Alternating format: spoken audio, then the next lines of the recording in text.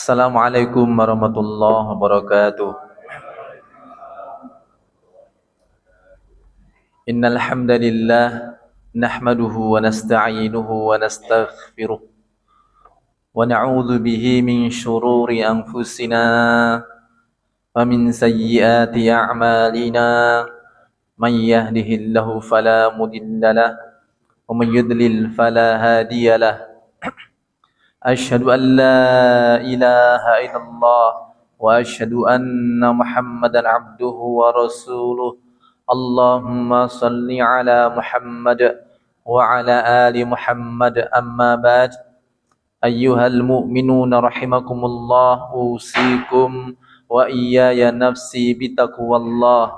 Faqad fazal muttaqun. حيث قال تعالى يا أيها الذين آمنوا اتقوا الله حق تقاته ولا تموتن إلا وأنتم مسلمون. يا أيها الذين آمنوا اتقوا الله وقولوا قولا سديدا يصلح لكم أعمالكم ويغفر لكم ذنوبكم ومن يطع الله ورسوله فقد فاز فوزا عظيما. Muslimin muslimat rahimakumullah. Alhamdulillah, puji dan syukur kita panjatkan kehadirat Allah Subhanahu wa taala atas segala nikmat yang terlimpah dan tercurah, dan atas taufik dan hidayah Allah mudahkan kita menjalankan salat maghrib dengan berjamaah, dan tambah lagi kesyukuran kita ketika Allah mudahkan kita untuk bisa bertemu berkumpul di tempat rekreasi yang paling indah di dunia. Karena kita sedang rekreasi di taman surga. Kita juga bersyukur kepada Allah bahwa keberadaan kita di majelis ilmu itu artinya kita berada di majelis yang disebut Rasulullah humul julasa la yashqa bihim jalisuhum.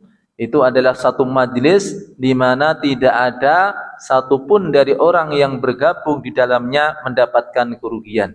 Artinya semua yang hadir, yang turut bergabung di majelis ilmu, mereka mendapatkan keuntungan. Tidak ada yang menderita kerugian. Termasuk juga barangkali orang yang sudah berangkat dari rumah, nanti habis maghrib langsung ikut kajian dengan semangat yang luar biasa, ya, nanti bayangannya dapat ilmu, kemudian betul-betul bisa memperhatikan semuanya, memahaminya, sampai mungkin beberapa bisa dihafalkannya. Pokoknya udah bayangannya betul-betul sempurna. Qadarullah ketika berada di majlis, yang mungkin tadi yang berbuka terlalu banyak, ya, habis maghrib, ya, baru awal-awal masih bisa menyertai untuk tafakur, ya, berikutnya ya bisa menyertai tadzakur, sampai pertengahan itu terpekur, ya, di 3/4 sampai finish sudah mendengkur, ya. Itu tidak ada ruginya, Pak, ya. Ini majelis yang humul julasa la yashqa bihim jalisuhum. Itu adalah majelis yang tak ada satupun yang rugi siapapun orang yang bergabung di dalamnya. Dan insya Allah kita juga telah catatkan, ya, ataupun setor wajah, ya, untuk dicatat oleh para malaikat yang hadir di majelis-majelis ilmu, karena Allah memiliki para malaikat yang disebut dengan sayyarah. Mereka berkeliling untuk mencari majelis zikir, majelis ilmu, majelis di mana di sana disebutkan tentang maha besarnya Allah, ya, mengingatkan perintah-perintah Allah, mengingatkan akan larangan-larangan Allah untuk ditinggalkan. Ketika mereka mendapati ada majelis ilmu, maka rombongan malaikat yang mencari tadi kemudian mereka turun. Semoga mereka juga turun di majelis ini, karena ini adalah majelis ilmu insyaallah. Dan di ketika itu mereka mengelilingi orang-orang yang berada dalam majelis tersebut sampai dengan mengepakkan sayapnya hingga sampai ke langit. Artinya menggambarkan pada kita betapa banyak malaikat yang bergabung di majelis ilmu. Anggap misalnya 1000 malaikat yang hadir, masing-masing malaikat mencatat semua nama yang hadir di sini, ya. Misalkan ada 1000 malaikat, berarti, ya, nama panjenengan ada di catatan 1000 malaikat. Masya Allah. Satu pekan berapa kali ngajinya, Pak? 7 kali?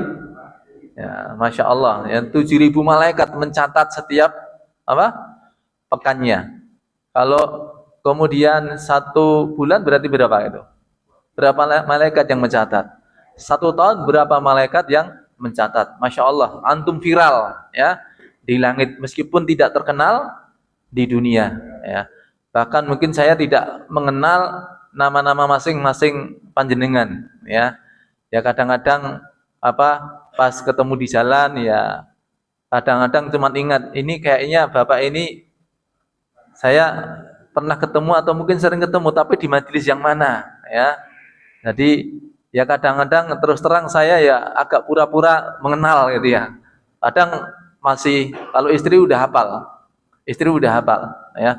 Kalau ada yang nyapa saya di jalan gini-gini saya kelihatan udah kenal tanya tapi udah bener-bener kenal ya. Ya, jangan ya burung. Belum ngeh gitu ya yang mana, tapi pernah ketemu gitu ya. Itu tidak mengapa, Pak, ya. Kenapa? Karena viral yang sebenarnya itu adalah ketika viral di langit, ya. Nama-nama panjenengan tercatat sebagai orang yang berbuat baik, kemudian malaikat menjadi saksi dan mencatat apa yang panjenengan lakukan, termasuk ketika berada di majelis ilmu. Kelak malaikat-malaikat itu akan menjadi saksi, menjadi pembela kita di pengadilan akhirat. Apa enggak keren, Pak? Punya pembela di kalangan para malaikat, ya. Setiap kajian itu setor wajah terus, ya. Hadir terus, ya. Banyak para malaikat, bisa jadi mungkin jutaan para malaikat menjadi saksi untuk panjenengan. Padahal setiap satu malaikat lebih hebat daripada Hutman Paris Hutapea, ya. Bayangin coba, ya. Apa enggak keren ya? Nah, makanya jangan malas untuk hadir di majelis ilmu karena kita sedang setoran amal kebaikan untuk catat oleh para malaikat. Hadirin yang dimuliakan Allah SWT, melanjutkan kajian kita yang lampau bahwa kemarin kita sampaikan setiap manusia, siapapun yang bernama manusia itu pasti menghadapi apa yang namanya masalah. Laqad khalaqnal insana fi kabad. Kemudian bahwa setiap kebaikan yang dilakukan oleh seorang hamba maka itu adalah menjadi solusi bagi masalah yang sedang dan akan dihadapi. Semakin banyak kebaikan yang dilakukan oleh seorang hamba maka masalah-masalah yang akan dihadapi maka sudah siap dengan solusinya. Apakah itu masalah yang berhubungan dengan masalah di dunia ataupun masalah yang berhubungan dengan kehidupan setelah matinya, ya. Lagi kita masih hidup tentu masih punya masalah, termasuk yang hadir, ya. Semua wajah-wajah bermasalah, ya. Karena apa? Masih hidup. Ya, kalau masih hidup pasti punya masalah, ya. Nah, itu adalah kemarin kita sudah sampaikan tentang bahwa setiap kebaikan adalah menjadi solusi. Masalahnya adalah bahwa ketika seorang hamba itu mengalami sesuatu yang tidak diduga, tidak diinginkan, ataupun masalah ketika berada di hadapan mata, ya, itu tidak langsung kemudian hadir solusinya. Kalau bayangannya seperti orang yang sebenarnya sudah dia persiapan sebelum pergi dengan mobilnya itu dia sudah membawa ban serepnya, sudah membawa dongkraknya, sudah membawa pelepas bautnya. Begitu kebanan, mungkin karena tidak diduga, itu kemudian panik. Ketika panik itu solusi juga tidak kemudian dia bisa mengambil keputusan yang pas. Nah, makanya bagaimana solusi kita ketika betul-betul masalah itu berada di hadapan kita, ya. Tema ataupun materi berikutnya yakni di majalah Risalah Hati bulan ini adalah zikir adalah solusi. Ya, ini adalah jawaban langsung, judulnya langsung jawaban, ya. Solusinya adalah zikir, ya. Bagaimana ketika seorang hamba menghadapi satu masalah yang biasanya kemudian akan ada gejolak, ada perubahan-perubahan dari yang itu merupakan tabiat hati. Ya. Dikatakan wa ma sumiyal qalbu illa litaqallubihi. Tidak dikatakan hati itu sebagai qalbun illa litaqallubihi, melainkan karena sifatnya yang taqallub. Taqallub itu apa? Mudah berubah-ubah. Satu kali dia legowo, kali lain dia kecewa. Satu kali dia bergembira, kali lain dia bersedih. Satu kali dia cinta, kali lain dia benci. Bahkan ada satu kali yaitu naik keimanannya, di kali lain ya turun keimanannya. Bahkan ada yang sangat ekstrim dari keimanan kepada kekafiran. Karakter hati, tabiat hati itu mudah takallub, mudah berubah-ubah. Nah, bagaimana kita menghadapi gejolak-gejolak hati itu? Dan perubahan hati tadi ya, dari cinta menjadi benci, dari aman menjadi ketakutan, ya, dari legowo menjadi kecewa, itu biasanya akan berakibat kepada pengambilan keputusan yang salah dan akan membawa pada pembawaan hati yang kemudian tidak dalam keadaan tenang, tidak dalam keadaan sebagaimana mestinya. Nah, karenanya kita butuh solusi, dan solusi yang paling mujarab adalah apa yang Allah firmankan, alladzina amanu wa tatma'innu qulubuhum bidzikrillah, ala bidzikrillahi tatma'innul qulub. Orang-orang yang beriman dan hati mereka tenang dengan berzikir kepada Allah. Ala bidzikrillahi tatma'innul qulub, ketahuilah dengan mengingat Allah hati menjadi tenang. Dengan berzikir kepada Allah hati menjadi tenang. Yang perlu kita kemudian hayati dan tadabburi ayat ini adalah bagaimana ceritanya, bagaimana alurnya kok bisa berzikir kepada Allah menjadikan hati menjadi tenang. Yang itu kemudian akan menjadi awal dari solusi, dari masalah yang kemudian terpecahkan, dari kesempitan yang kemudian ada jalan keluar. Diawali dari ketenangan hati. Bagaimana prosesnya? Dari kalimat ala bidzikrillah, ketahuilah dengan berzikir kepada Allah tatma'innul qulub, maka hati menjadi tenang.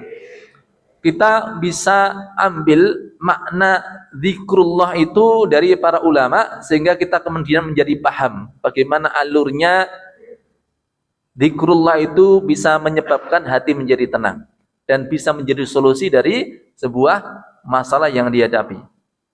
Makna zikir itu setidaknya ada 6. Makna zikir setidaknya ada 6.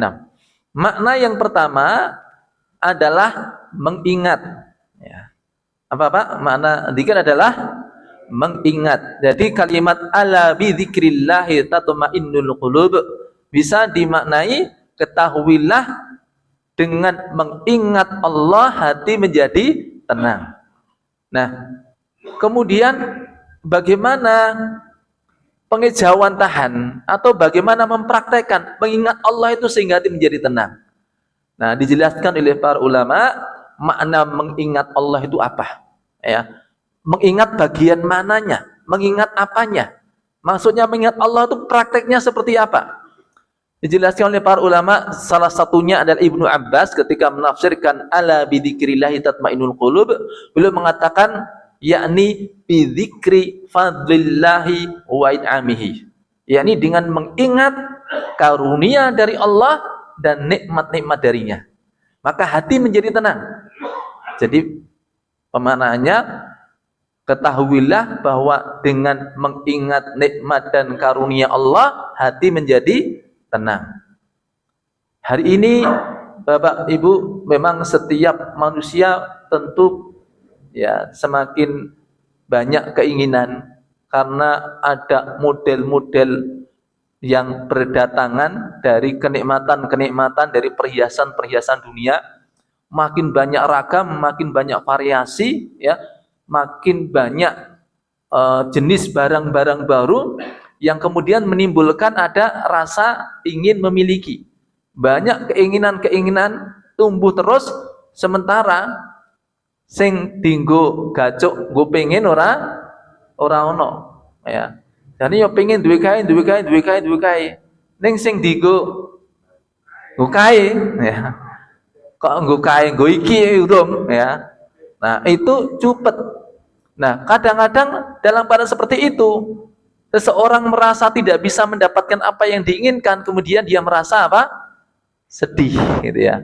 Merasa kecewa, ya. Bahkan ada yang merasa menyesal. Aku kok lahir dari anak si fulan, ya. Aku kok lahir dari wong desa. Aku kok lahir ya orang raiso opo-opo, ya. Ada rasa-rasa seperti itu. Tapi itu akan sirna begitu seseorang mengingat nikmat dan karunia dari Allah. Ya. Yang sebenarnya yang dia miliki itu terlampau banyak. Ya. Kalau dia mengingat nikmat-nikmat Allah. Ya. Masalahnya ketika seorang ingin sesuatu yang ada di pikiran, fokusnya hanyalah apa yang belum dia miliki. Di ketika itu, di waktu yang sama, apa yang sudah dimiliki dia lupa. Seorang pernah datang pada Yunus bin Ubaid, dia sambatnya orang umum. Saya ini udah jelek, ya, miskin, ya, terus apalagi pokoknya akan utang, apa macam-macam pokoknya ya, tidak punya apa-apa, ya, sambatnya orang umum. Ya, padahal dia dalam keadaan sehat bugar. Maka Yunus bin Ubaid mengatakan, ya, kok kamu kok sepertinya tidak punya apa-apa? Iya, saya tidak punya apa-apa. Mas, nek misalnya kupingmu tak tuku siji, ya, 1.000 dirham, ento ora? Oh, mboten ento. Iki kuping iki orang bunggu centelan tok lho, iki ya ana fungsine, ya. Nek loro ya tak tambahke, ya. Nek ngono tanganmu ae siji tak tuku piye? 1.000 dirham. Wah, jangan. Ini apa ini sangat manfaat tangan saya ini, ya. Nek loro ya tak tambahke. Tidak mungkin saya kasihkan meskipun dengan dekat 100.000 dirham. Nek ngono wis sebelah kakimu aja gimana? Kamu punya dua, satunya tak beli, ya. 100.000 dirham, ya enggak bisa. Satu mata, apalagi? Ya, apa kata Yunus bin Ubaid, ya, sampean tiba ya sugih mblegedu kaya ngono ya, Cik, apa? Sambate ngaruwara, ya. Maka orang tadi kemudian ingat, oh iya, saya ya punya nikmat yang luar biasa.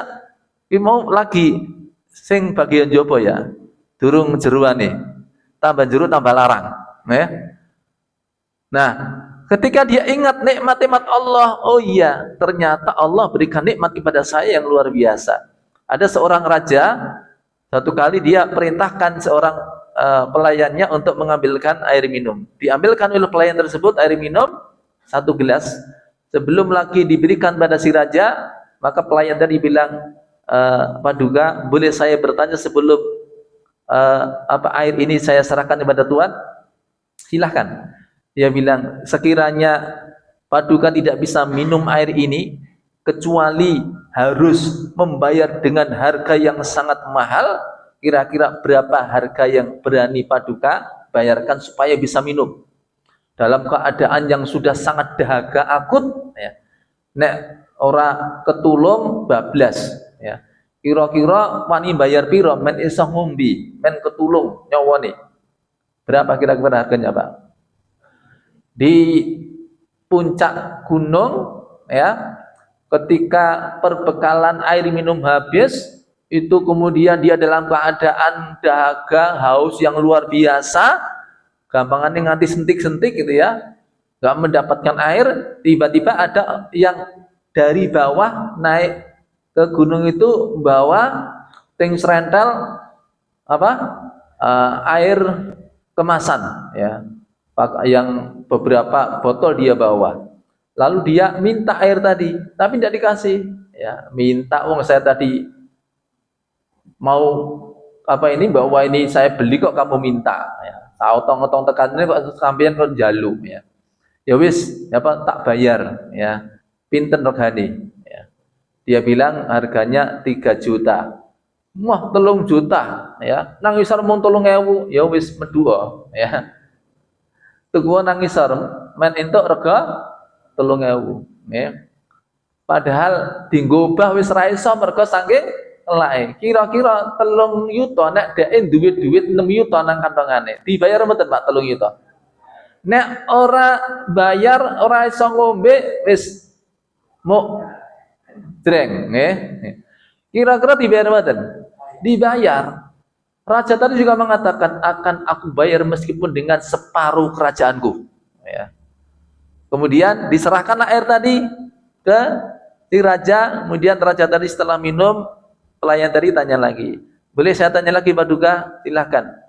Setelah Paduka minum air tersebut, misalnya sekiranya Paduka tidak bisa buang air kecil, ya, air itu tersangkut ataupun mengendap ataupun dia tidak bisa keluar, ya, karena ngumpul tertahan di kandung kemih, ya, Anda bisa kencing hanya dengan syarat membayar dengan harga yang sangat mahal. Kira-kira berapa harga yang berani Tuhan bayarkan? Ya. Itu pun kira-kira Pak. Baru ngombe terus mandek, ora iso metu, ora iso pipis, ya. Iso pipisnya kudu bayar larang. Kira-kira wani bayar piro, Pak? Ya. Kena prostat misalnya, ya. Ya bar kuwi iso mari ning kudu bayar, ya. Sak sawah, sak patok misalnya, ya. Padahal apa? Duweke ya mung sak patok kuwi, ya. Tapi nek kuwi ra didol, ora iso pipis, kira-kira pripun didol mboten? Ya. Iya didol, ora iso pipis rasane kaya ngopo? Ora iso ngentut ya. Rokosone ya. Kaya ngono nggih. Nek pas iso ngentut nggih terus ampun wah iki nikmat terus diumbar, didum-dum kuwi kancane. Nah, maka ketika itu bahkan raja mengatakan aku akan membayarnya meskipun dengan seluruh kerajaanku. Yang penting aku iso pipis gitu ya. Apa kata pelayan tadi? Ya, dia kemudian mensyukuri apa yang Allah berikan kepadanya. Dia kemudian katakan, kalau begitu ternyata seluruh kerajaan Anda ini hanya senilai dengan sekali pipis saja. Ya, iya dah. Ya. Nyatanya supaya so pipis, apa didol ora apa-apa, yang penting so pipis. Berarti seluruh kerajaannya itu hanya setara dengan apa? Sekali pipis saja. Ya. Nah, artinya supaya kita ingat bahwa nikmat yang ada pada kita itu sangat besar. Begitupun ketika mendapatkan satu musibah, apa yang ada pada diri kita ada yang hilang. Harta kita ada yang hilang ataupun yang lainnya. Nah, mungkin manusia ketika tadinya punya sesuatu lalu hilang dari genggamannya sebagiannya, ya, itu akan ada rasa, paling tidak akan ada gerakan-gerakan di hati. Ya, ono sing apa hanya ada goyangan sedikit, ada goncangan juga, ada yang sangat imawut barang, ya. Tentunya kesedihannya bertingkat-tingkat. Mungkin dia bersedih, tapi begitu dia mengingat nikmat dan karunia dari Allah, maka itu akan terobati. Hati bisa kemudian menjadi tenang. Kenapa? Dia ingat akan nikmat Allah yang masih tersisa, ternyata jauh lebih banyak daripada sesuatu yang hilang dari dirinya. Ya. Pernah mungkin saya contohkan panjenengan, ya, bukan panjenengan lah. Ada orang yang dia setiap hari ke pasar, ya, untuk berniaga. Dari rumah dia membawa modal 1 juta rupiah ke pasar. Sore hari dia dapat keuntungan bersih 100.000. Tinggu bedake modale karo keuntungane, ya. Sing modale di kantongi nang kantongan tengen, sing batine nang kantongan kiwa. Ngebis, ya, qadarullah saka pasar tekan ngomah ngebis nang dalan kecopetan sing kantongan kiwa, ya. Sing 1.000 ilang, ya. Kira-kira rasane pripun? Ana owah mboten atine niku, ya. Sing tadine wah lumayan 1.000, ya. Tekan ngomah tibake 1.000 ilang. Kira-kira pripun, Pak? Ya, ada rada ono kegelan, ya.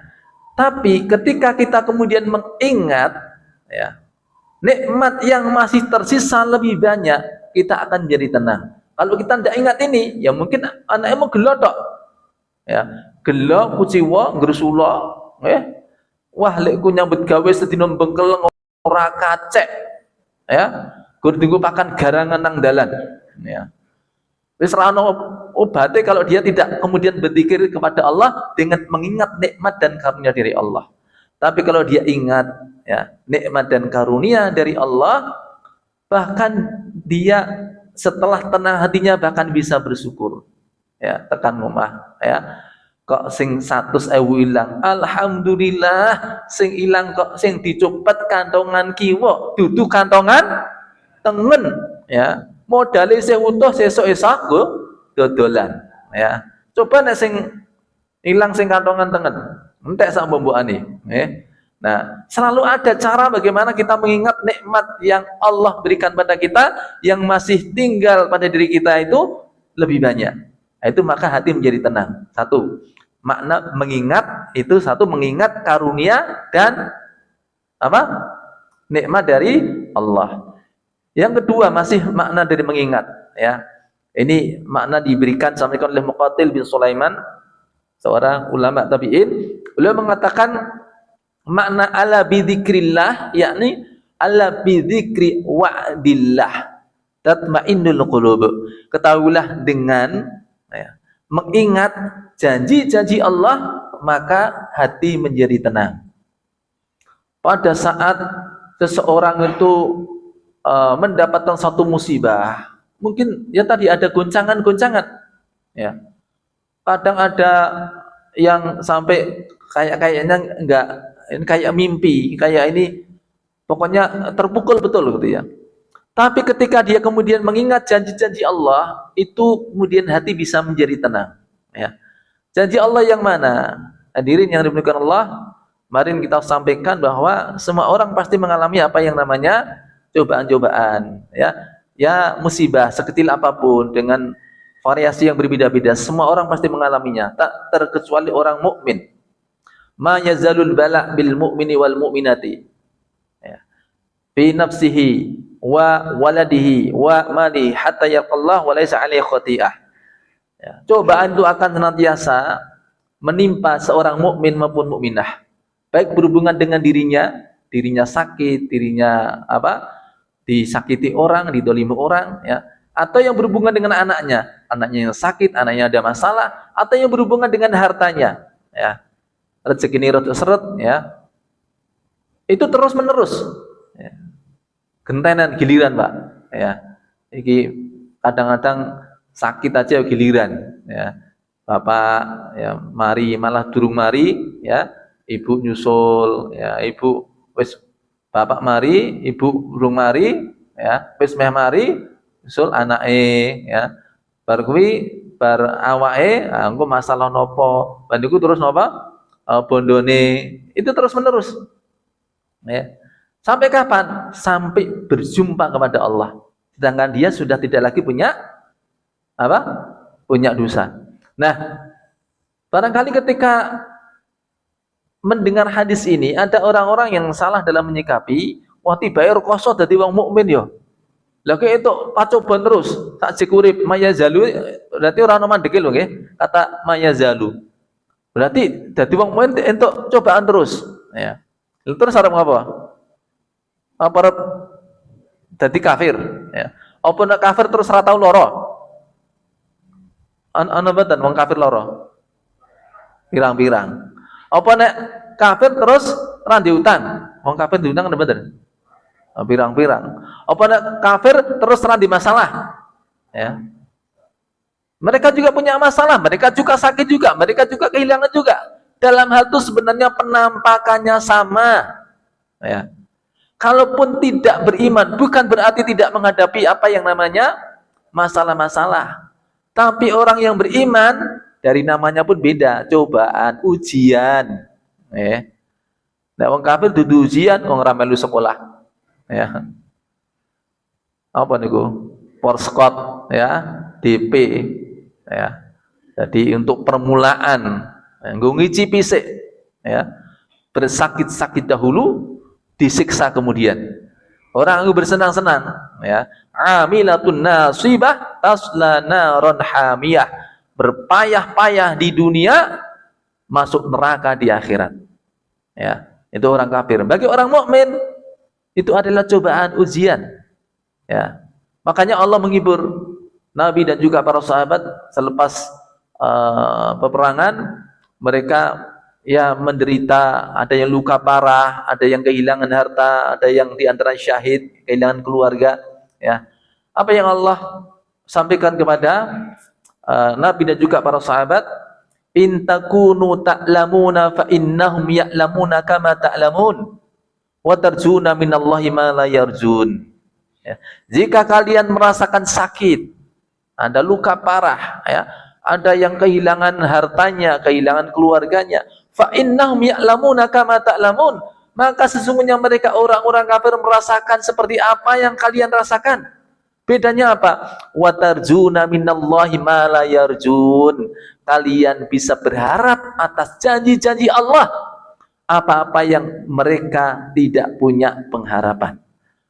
Begitu dapat musibah, kita ingat akan janji-janji Allah, bahwasanya setiap musibah itu menghilangkan dosa.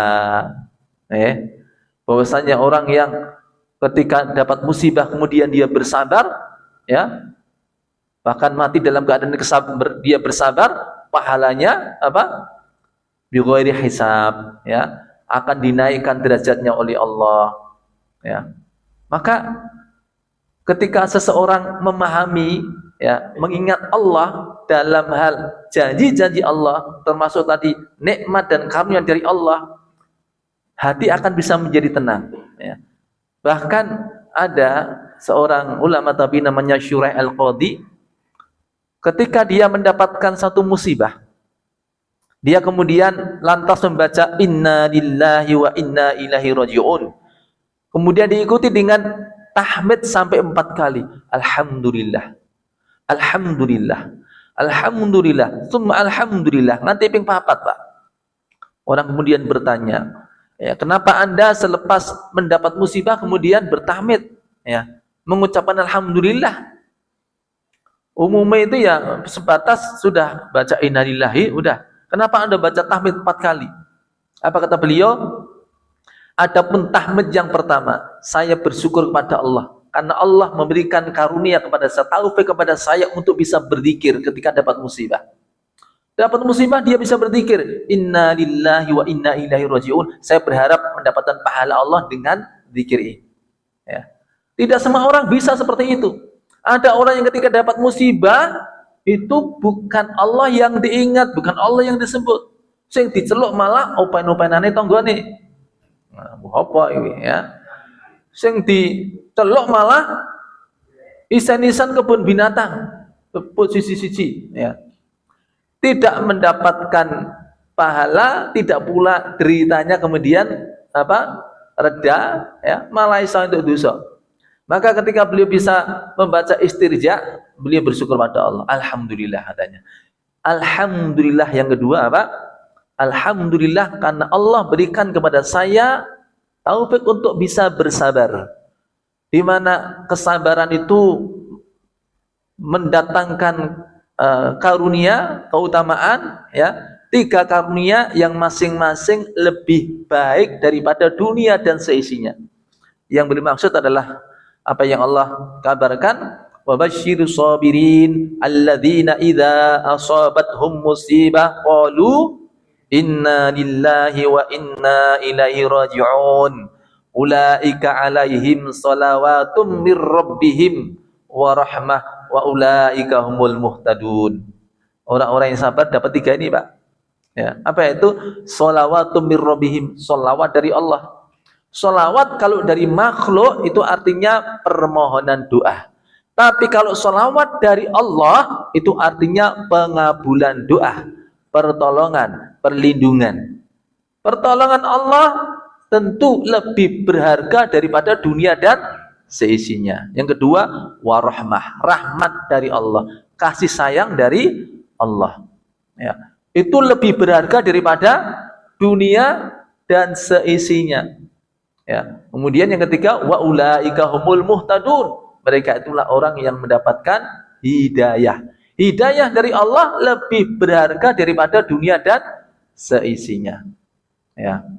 Itu tahmid beliau yang kedua. Ya. Ini tadi 1212-nya akal loh nggih. Urung-urung rampung. Pun 1212 meneh nggih. Nah, tahmid dulu yang ketiga. Kenapa? Alhamdulillah setelah dapat musibah. Tahmid yang ketiga adalah alhamdulillah karena musibah yang terjadi tidak lebih besar dari itu. Ya, contohnya apa? Tadi yang saya berikan contoh ya. Alhamdulillah sing kecopetan kantongan kiwa, dudu kantongan tengen ya. Mesti ono sing luwih abot. Nah, dia bisa bersyukur kepada Allah. Kenapa? Karena musibah yang terjadi tidak lebih besar dari itu. Yang keempat adalah alhamdulillah karena musibah yang terjadi adalah musibah dunia. Nek musibah dunia kuwi ya saabot-abote tetep luwih enteng katimbang musibah akhirat. Cuman seringkali manusia menganggap musibah akhirat itu ringan. Mulane ana wong tumindak dosa ngono ya iso pringas-pringis, cengenges-cengenges, ora didosani kok, Pak, ya. Entuk musibah akhirat ngono ya kaya ora ana kaya ora entuk musibah nika, ya. Tur ya ora ana wong sing takziah ngoten nggih. Ya. Pernah suatu kali Imam Bukhari selepas sholat wajib dia perhatikan ya, kok ana kancaku siji ora teko, ya. Keke ana apa-apa. Diampiri mulih masjid, Pak. Tibake wong iki ya ora ngopo-ngopo, ya. Ya ora lagi lara, ya ana nang omah, ya lagi longgar. Maka ketika ditanya apa keperluan dia mampir ke situ, dia katakan ya kira-kira ya seperti orang kita kalau misalkan berkunjung ya. Lo sowan sepindah badhe silaturahim ya. Engko nomor kali badhe nderek bela sungkawa. Saya turut berduka cita atas musibah yang menimpa Anda. Kaget. Musibah apa? Saya tidak kenapa-kenapa kok. Panjenengan sehat? Sehat. Mboten wonten napa niki kesulitan-kesulitan mboten. Nah niku masalahe ya. Berarti jenengan nembe nampi musibah ya. Musibah apa? Akhirat. Awas sehat kok orang nang masjid niku musibah akhirat. Ya. Mulane kula ten mriki niku takziah ya. Turut berbelasungkawa. Enten Pak tanggo jenengan sing dereng ten masjid tak? Wah, napa takziah sareng-sareng lah. Ya. Nanti Pak Tamir mengkoordinir ya. Ini selepas kita sholat nanti jamaah mohon kita bubarnya bareng-bareng kita sowan ke takziah ke rumahnya fulan gitu ya. Bareng-bareng Pak, sana bareng. Nanti sing ditekani kok kaget Pak. Kok rombongan ini ono napa niki? Enten napa Pak Tamir? Niki sepindah kula sarincang sak masjid niki bolo-bolo kabeh niki sepindah badhe silaturahim. Ingkang nomor kali ya badhe nderek bila sungkawa. Ikut berbelasungkawa atas musibah yang terjadi pada Bapak. Loh, enten napa to? Mboten enten napa-napa gek salah alamat ya. Mboten jenengan mboten enten napa-napa. Ya. Mboten sehat, Pak. Sehat. Nah niki masalahe. Jenengan sehat kok mboten tidak masjid. Nah niku mulane rencana-rencana ndak tilik nggih. Rencana-rencana sami bila sungkawa. Pripun kira-kira geger mboten? Ya orang ngerti wong ya orang tahu dicoba. Nah, sampai apa yang dikatakan oleh temannya Bukhari, dia mengatakan begini. Dulu ketika saya mendapatkan musibah duniawi, banyak orang yang menghibur saya, datang kepada saya, ya, menguatkan, menghibur saya, ya, bombong saya. Tapi ketika musibah akhirat menimpa saya, tak ada yang datang kecuali satu orang saja. Kenapa? Karena manusia menganggap musibah dunia lebih berat daripada musibah akhirat. Nah, rata-rata begitu, Pak. Baik, itu makna ala bidzikrillah tatma'innul qulub, ya. Maknanya apa tadi? Zikir artinya mengingat. Mengingat apa? Satu, mengingat nikmat dan karunia dari Allah. Dua, mengingat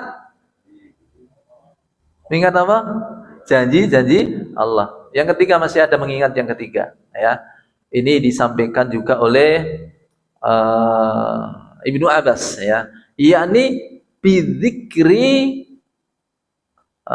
kamali qudratihi wa hikmatihi. Jadi dengan mengingat bahwa skenario Allah, takdir Allah itulah yang terbaik. Ya. Bahwa rencana Allah lebih baik daripada rencana kita. Pilihan Allah lebih baik daripada pilihan kita. Ketika kita menghendaki sesuatu, kita kemudian berjuang untuk mendapatkannya, ya. Kita mencari A, ya, berusaha untuk mendapatkan A, tapi kok ketemu sama B. Mungkin sejenak kita akan merasa apa? Loh kok iki sing dudu sing tak karepke, ya. Karepku sing kae. Nah, mungkin ada rasa kecewa, tapi ketika kita kemudian ingat skenario Allah pasti terbaik. Tak ada takdir buruk. Takdir Allah semuanya baik kalau kita sikapi dengan baik. Maka hati akan menjadi apa? Tenang, ya. Seandainya disingkap, ya, terbuka atas kita, ya, Allah bukakan, ya, rahasia takdirnya Allah, maka pastilah kita akan menyukai apa yang menjadi pilihan Allah daripada apa yang menjadi pilihan kita. Jadi kalau kita mendapatkan apa yang sesuai dengan kehendak kita, bersyukurlah, ya. Allah memberikan kepada kita apa-apa yang sesuai dengan kehendak kita, ya. Tapi ketika kenyataannya berbeda dengan apa yang kita kehendaki, maka bersyukurlah 2 kali. Kenapa? Karena Allah memberikan untuk Anda sesuai dengan pilihan Allah, bukan pilihan kamu. Pilihan Allah pasti lebih baik daripada pilihan kamu. Allah menghindarkan atau mengalihkan kepada kita sesuatu yang lebih baik untuk kita dapatkan daripada apa yang kita apa? Ya, atau bisa jadi Allah tidak menghindarkan hal buruk dari kita, ya. Ketika Allah alihkan tujuan kita, tapi mendapatkan sesuatu yang lainnya, paham betul? Ya, kita pengennya Allah tahu sampai nek entuk akwi, ya, madaratmu akeh, ya. Mula dialihke dadi B. Nah, kalau kita kemudian mendapati ataupun mendapatkan sesuatu yang berbeda dengan apa yang kita inginkan, maka yakinlah bahwa itu pilihan Allah pasti terbaik untuk kita. Asa an takrahu syai'an wa huwa khairul lakum. Bisa jadi kamu membenci sesuatu padahal itu adalah baik bagimu, ya. Ada kalanya ketika Allah menimpakan kepada kita satu musibah misalnya, ya.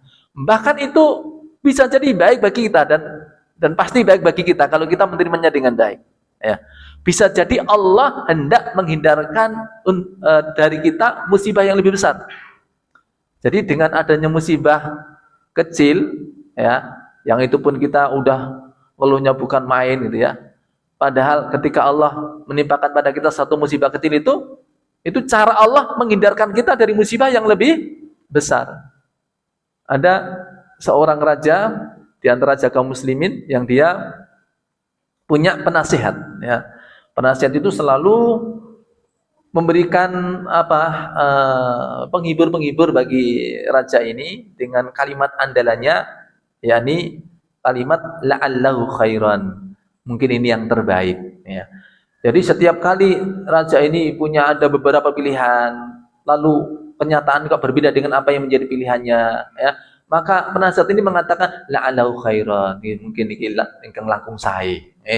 Nah, selama itu raja itu kemudian terhibur, kemudian tenang hatinya. Sampai suatu kali dia mendapatkan satu musibah yang ya sing rada abot. Apa itu? Satu jarinya itu apa? Tugel, ya. Satu jarinya itu harus hilang, terpotong nanti, ya. Jadi drijine ilang siji gitu lah, ya. Pas drijine ilang siji, isih kaing-kaing isih kelaran, lah kok penasihatnya bilang la'alau khairan. Nggih, mbak menawa driji 9 langkung sae tumrap jenengan katimbang jenengan gadahi driji 10, ya. Wadahe mboten terima, Pak. Muring, nek iki muring tenan piyambake, ya. Apikmu kuwi driji 9 kok apik. Saking muringe napa? Ini sang penasihat ini kemudian dimasukkan ke dalam penjara. Dilebokne kunjaran, Pak. Kunjara kuwi, ya. Penak ae ngomong driji 9 kok luwih apik, ya. dikunjara. Dilemari kunjaran, apa yang dikatakan? La'alau khairan. Ya mbok menawa aku mlebu kunjara luwih apik daripada aku nang jaba. Sampai geleng-geleng si raja ini, sakarmu apik panganan kono apik ya. Nah, sampai suatu kali ada kejadian. Raja ini biasa dia ingin tasliyah, hiburan-hiburan, tapi hiburan raja ketika itu ya berburu di hutan. Ya, dia berburu ke hutan dengan beberapa pengawalnya. Ya, saking semangatnya di dalam berburu, ketika itu dia sampai terpisah dengan rombongan. Ya. Nah, dia sendirian akhirnya tersesat di hutan. Tersesat di hutan. Nah, pada saat dia tersesat di hutan, orang ketemu koncone, malah ketemu orang-orang primitif. Ditangkaplah si raja ini, ya. Kemudian orang-orang primitif tadi bermaksud menjadikan si raja ini sebagai tumbal untuk persembahan, ya, dewa-dewa mereka. Ya. Nah, ketika itu ritual sudah digelar, tinggal acara puncak penyembelihan, ya, untuk persembahan. Ya. Ritual sudah digelar, tinggal ketika mau disembelih, ketua sukunya bilang, dicek dulu. Jadi dia punya petugas QC-nya, quality control-nya ya. Cek dulu, sanda untuk persembahan. Harus sempurna fisiknya. Kalau tidak sempurna fisiknya tidak boleh untuk persembahan. Dicek Pak, sokon dhuwur ngono ya raja yang ganteng lah gitu ya. Sempurna, tidak ada masalah. Mengisor ngono ya dirijine ya diriji sikile 10, sikile lurus. Pokoknya sempurna ya. Tapi begitu sampai pada pengecekan tangan ya, dihitung dirijine lah kok mung 9. Tibae cacat ya. Enggak bisa untuk persembahan. Niki pripun? Ya wis ana culno ya. Enggak boleh itu untuk persembahan karena cacat. Ini gara-gara dirijine 9 Pak ya. Selamat Pak ya. Dia bisa pulang, kemudian dia sampai selama dalam perjalanan dia gembira sekali, dan kemudian dia tahu hikmah yang dikatakan penasihatnya tadi. Tiba-tiba bener ya, kondone kancaku ya, la'alau khairan, driji 9 luwih apik bangane driji 10. Misalnya drijinya komplit wis ya, dienggo pakan demit Pak ya. Nah, makanya kemudian dia ketika pulang yang pertama kali dilakukan apa? Dikeluarkanlah tadi penasihatnya tadi. Ya, dia temui untuk juga berterima kasih ya. Terima kasih, ternyata benar nasihat kamu. Ya, tiba driji 9 luwe apik kanggo daripada driji 10 lah. Enten apa to Paduka ya? Lara-lare pripun ya? Apa yang terjadi ya Tuan? Maka dia ceritakan apa yang dia alami. Setelah itu dia bilang begini, saya sudah mendapatkan hikmah dari apa yang kamu katakan, la'alau khairan. Sekarang kamu sendiri dapat apa? Tak lebone kunjaran kok la'alau khairan. Apikmu nggon endi lho. Apikku wis ketemu, apikmu nggon endi? Apa dia katakan? Tuhan, Tuhan tahu enggak ingat enggak di mana biasa posisi saya ketika tidak di penjara? Biasanya kula tepundi. Ya sampean mesti nang sampingku. Ora tau pisah saka sampingku. Artinya apa? Berarti misalnya kula mboten dikunjara, nah dengan ten alas berburu, kula pun dikira. Ya sampean mesti melu aku. Berarti panjenengan Paduka tersesat, kula tepundi? Ya sampean melu kesasar. Lah nek jenengan dicekel, ya sampean melu kecekel. Lah nek jenengan mboten sah dienggo persembahan, gantine sinten? Wah kowe ya. Nah nggih, kula niki komplit ya, drijine 10 ya. Driji tangan, driji sikil ya 10 komplit ya. Mulane misalnya aku ora nang kunjaran, kula mboten kunjaran malah dienggo pakan demit ya. Dan jenengan mboten sah kula, wah itu sah gitu ya. Makanya dia di situ lebih baik. Ini skenario Allah yang kadang kita tidak pikirkan. Kalau kita tidak ingat, maka yang kita lihat hanya apa yang di depan mata kita. Pokoknya ora penak di driji 9 ya. Padahal itu cara Allah menyelamatkan dia. Ya. Asa an takru syai'an wa huwa khairul lakum. Bisa jadi kamu tidak suka sesuatu padahal itu lebih baik bagi kamu. Ya. Saya pernah Pak kehilangan ya, pas mulang ngaji gitu. Pulang-pulang itu motor saya dicuri orang, Pak. Ya. Ketika itu motornya lagi tren-trennya Grand Astrea itu, Pak, ya. Grand Astrea, ya. Itu dicolong orang, Pak. Ya la'alahu khairan, ya. Sampai suatu kali lama saya tidak ke tempat tersebut, hingga suatu kali saya diminta ngisi khutbah Id di situ, di tempat tersebut, ya. Beberapa masyarakat itu juga sudah tahu, ya, kabar tentang saya itu. Kemudian tanya, Ustadz, itu gimana dulu ceritanya, ya? Itu Grand Astrianya itu akhirnya ketemu enggak? Saya bilang, alhamdulillah Allah sudah gantikan untuk saya Grand Livina. Ribun. Ternyata hilangnya Grand Astria itu karena Allah mau menggantikan untuk saya apa? Grand Livina. Ya. Apa ini, Pak? Grand Astria atau Grand Livina, Pak? Ya. Nah,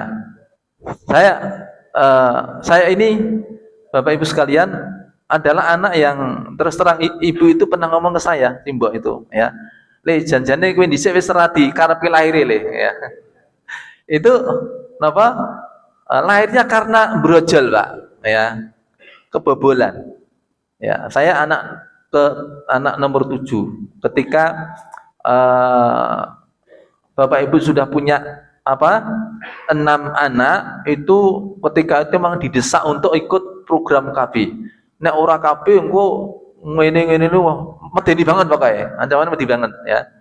Maka Simbok pun juga takut. Akhirnya ikut program KB.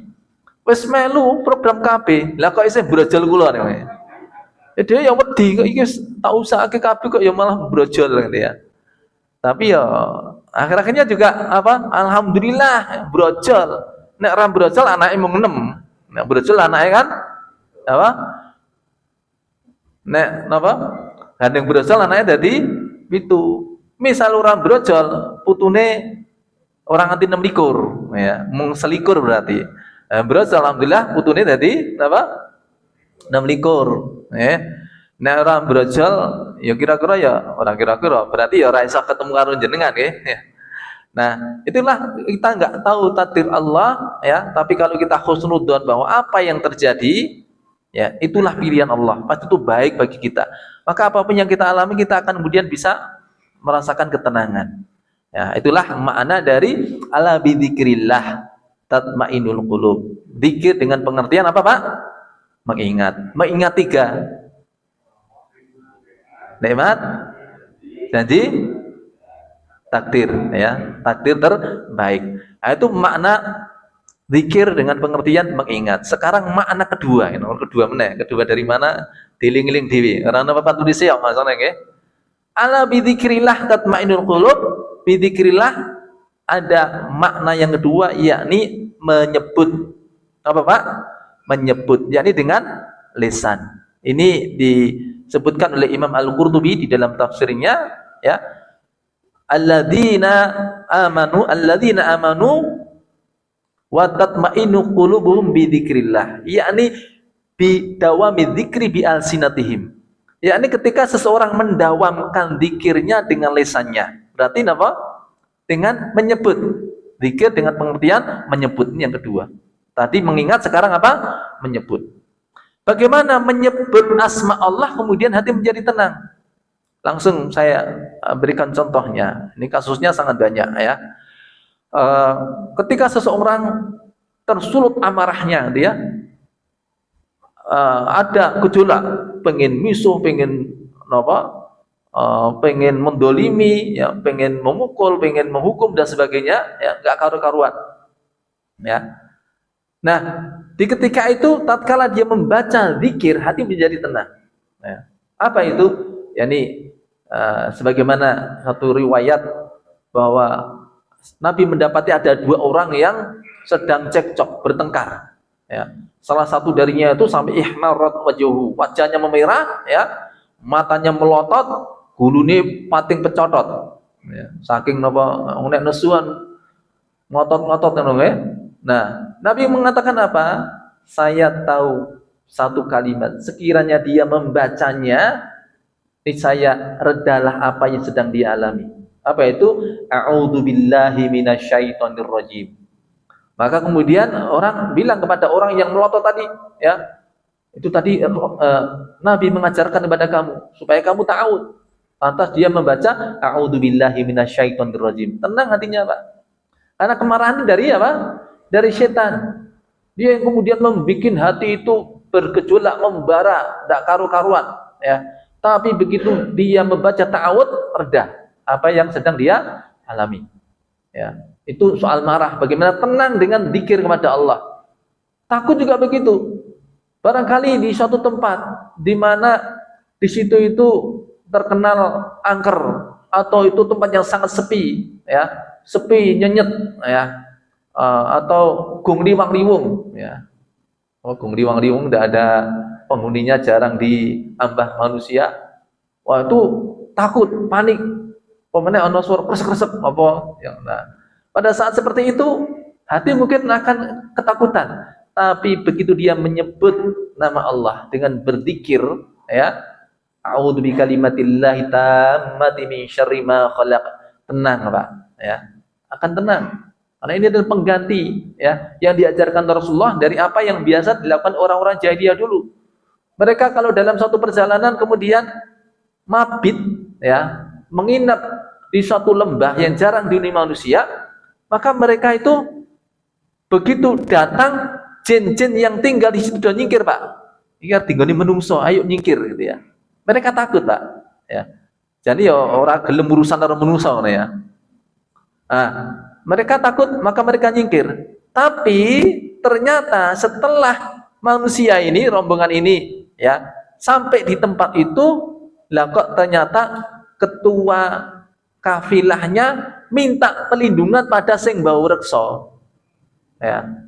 Mbah iki putu-putu mumbah, ya, nunut nginep, ya, apa jaluk tulung diayomi, dilindungi, ya. Nah tadi jin-jin tadi yang mau pergi orang sida lunga, Pak. Oh tibake putuku dhewe, ya. Bali setelah datang lagi ke situ, ya udah, karena tahu kapasitas orang-orangnya dipermainkan, dari kesurupan dan sebagainya. Kesurupan ngobatinnya lah kok jaluk tulung karo sing bau reksa, ya wis dolanan terus, nggak punya apa beginning lah, ya. Apa itu yang di ini, ya. Maka itu tambah mereka tuh rendah di hadapan para apa para sing bau reksa dari jin-jin tadi. Makanya Nabi ajarkan tadi, ya, a'udzu bikalimatillahi tammati min syarri ma khalaq, ya. Maka dengan itu hati menjadi tenang. Ada penampakan juga begitu.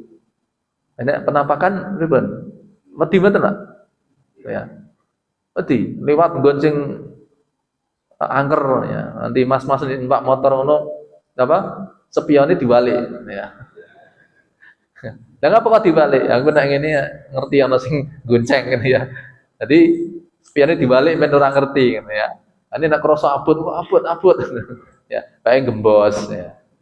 Ada penampakan apa yang dilakukan? Baca ta'awud, ya. A'udzubillahi minasyaitonirrajim. Itu akan pergi itu ketika ada penampakan, ya. Ta'awud kok macane kok ora metu, ya, mergo saking keweden tenanan ngono ki, ya. Jadi apa ini? Arep muni ora iso. Maka ada yang lain yang kalau Anda baca biasanya hilang rasa takut itu. Apa itu? Azan, takbir, ya. Idza taghawwalatil ghailan fabadiri bil azan. Kalau ada penampakan maka kumandangkan azan, ya. Allahu akbar, Allahu akbar. Wong nek maca Allahu akbar takbir pani gitu, ya. Hilang rasa takut itu. Nah, maka ketika itu penampakan itu akan hilang. Setan ini bablas gitu, ya. Nah, diwasake ta'awud ora lunga, azan kok ya ora ilang, ya, dibuat boto balangan, ya. Ini menungso, ya. Ini mungkin kepengen mulai saka karnaval, Pak, ya. Nah, ini bagaimana zikir dengan pengalaman menyebut itu bisa menjadi solusi, ya, dari amarah, solusi dari ketakutan, ya. Sehingga intinya hati kemudian menjadi tenang, ya. Sudah terlewat jamnya, ya. Lagi loro lho, Pak, ya. Icik piro? Apa bangane gue PR wis tak sebutke semuanya deh, ya. Yang ketiga, ya, makna zikir itu adalah Al-Qur'an. Ini adalah pendapat dari Qatadah rahimahullah, karena memang adzikr itu nama lain dari Al-Qur'an. Inna nahnu nazzalna dzikra wa inna lahu lahafidun. Maka pengertiannya adalah ketahuilah dengan Al-Qur'an, berinteraksi dengan Al-Qur'an hati menjadi tenang. Kemudian makna yang ke berapa? 4, ya. Zikir adalah taatullah. Ini adalah makna yang diberikan oleh Atha bin Abi Rabah. Adzikru taatullah. Zikir artinya mentaati Allah. Siapa yang mentaati Allah berarti dia zikir kepada Allah. Ada perintah Allah, dia kerjakan. Zikir itu. Ada larangan, dia tinggalkan. Itu zikir. Dan itu menjadi solusi. Ya, wa may yattaqillaha yaj'al lahu makhraja. Siapa yang bertakwa kepada Allah, maka Allah akan berikan jalan keluar. Perintah dikerjakan, larangan ditinggalkan. Nah, itu jalan keluar, Pak. Ya, hati menjadi tenang. Yang kelima, ya, mana zikir adalah salat. Ya, salat adalah solusi. Salat, dengan salat itu as-salatu nurun. Salat adalah cahaya. Ya, cahaya itu sifatnya dingin, menyejukkan, ya. Maka ketika orang mengerjakan salat itu akan ada ketenangan batin. Ya. Ya ayyuhalladzina amanu idza nudiya lis-sholati min yaumil jumu'ati fas'au ila dzikrillah. Fas'au ila dzikrillah maksudnya fas'au ila shalah. Ya, fas'au ila shalah. Dan yang ke berapa? 6, mana zikir adalah majelis ilmu, ya. Maka dengan hadir di majelis ilmu hati menjadi tenang. Wa mastama qaumun fi baitin min buyutillah yatluna kitaballah wa yatadarasuna bainahum illa nazalat alaihimus sakinah wa ghasyiatumur rahmah wa hafatumul malaikah wa dzakaruhum fi man indah. Dari satu kaum yang berkumpul di salah satu masjid di antara masjidnya Allah, dibacakan ayat di dalamnya, diajarkan di dalamnya, ya. Ada majelis ilmu di situ, maka Allah turunkan sakinah, ketenangan, ya. Niki ayam kafe apa? Ya. Ya, makanya sering-sering ngaji ben rasa ayam tentrem gitu ya. Ya. Nah, inilah di antara makna dari zikir. Wallahu a'lam bissawab. Akhirul kalam. Assalamualaikum warahmatullahi wabarakatuh.